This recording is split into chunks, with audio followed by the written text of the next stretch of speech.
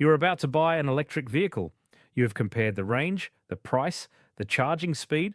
You have read the reviews, watched the comparisons, maybe even test driven 2 or 3. And there is one decision in that purchase that almost nobody explains, but it will determine how much range you actually get, how your car performs in winter, how long your battery lasts, and how much it costs to replace. That decision is your battery chemistry, LFP or NMC. Two different batteries, two completely different ownership experiences, and most buyers do not even know which one they are getting. Here is what nobody tells you at the dealership. When you buy an EV, you're not just buying a car, you're buying a battery that costs as much as an entire petrol engine, sometimes more. And that battery comes in two fundamentally different chemistries, LFP, lithium iron phosphate, iron and phosphate, the two most abundant materials in the battery supply chain, NMC, nickel, manganese, cobalt. Three metals that are scarcer, more expensive, and far more volatile in price. These are not minor variations, they are different engineering philosophies with different trade-offs that hit you, the owner, in different ways. And the global market is splitting between them right now. Let us start with the one that matters most. If you keep your cars, LFP batteries deliver higher cycle life. In controlled laboratory testing, LFP cells routinely outlast NMC cells by a significant margin. They handle more charge and discharge cycles before degrading to 80% of their original capacity. But here is the detail that tells you everything. Real-world fleet data shows the average EV battery degrades at roughly 1 to 2% per year across mainstream vehicles. For an owner who keeps their car 4 to 6 years, that difference is marginal. LFP's longevity advantage only becomes decisive if you're planning to own this vehicle for 8, 9, 10 years. So if you lease or trade in every few years, lifespan is not where this decision is made. If you buy to keep, LFP has a structural advantage that compounds over time. And here's the thing most people miss. Calendar aging, degradation from time passing, not from driving, affects both chemistries. LFP's cycle advantage is real, but it does not make NMC fragile. It makes NMC the shorter-lived option in a race where both finish. But here's where the equation flips. If you live somewhere with serious winter, Scandinavia, Canada, the northern United States, Central Europe, the South Island of New Zealand, NMC has a measurable advantage. High nickel chemistries maintain stronger output under extreme cold.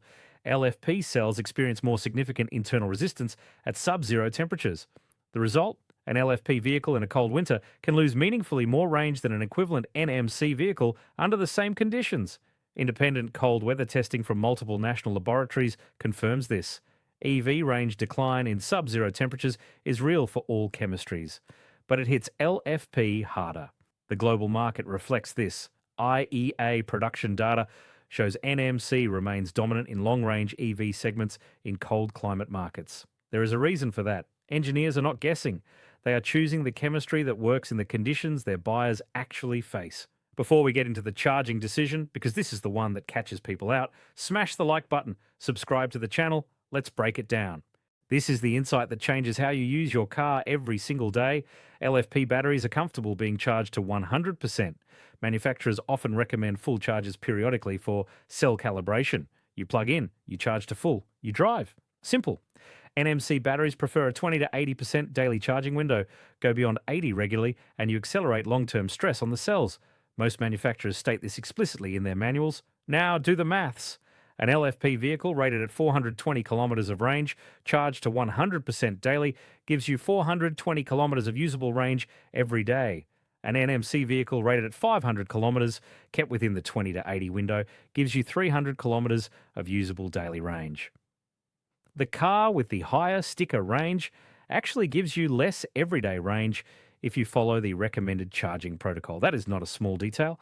That is a psychological shift, and most buyers are never told about it. And here is where the money is. LFP uses iron and phosphate, globally abundant, commodity priced. Bloomberg New Energy Finance's annual battery price survey consistently shows LFP undercutting high nickel chemistries in cost per kilowatt hour. The gap is not small, it is structural.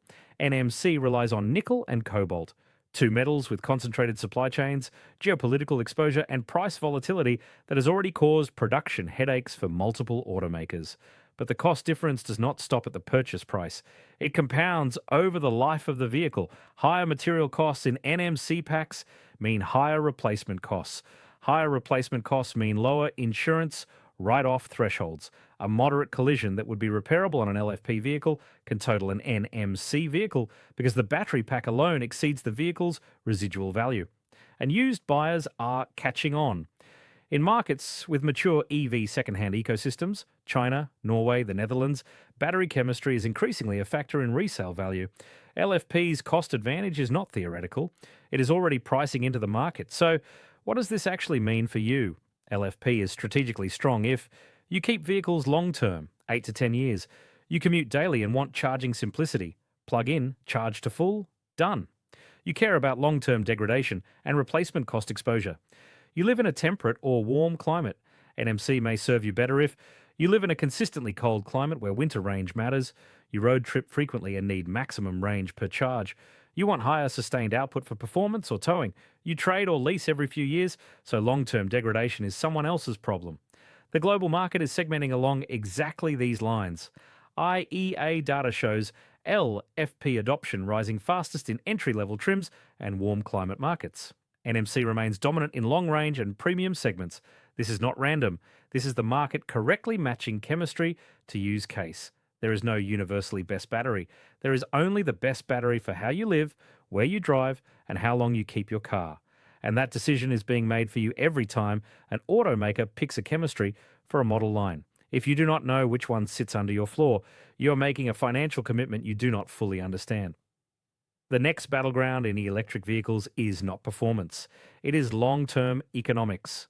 And the chemistry in your battery is where that battle is being fought. If you got something out of this, hit subscribe. Every week on this channel, we break down the decisions that matter in electric vehicles, the ones nobody explains. Drop a comment below. Which battery would you choose, LFP or NMC? And why? I want to hear it.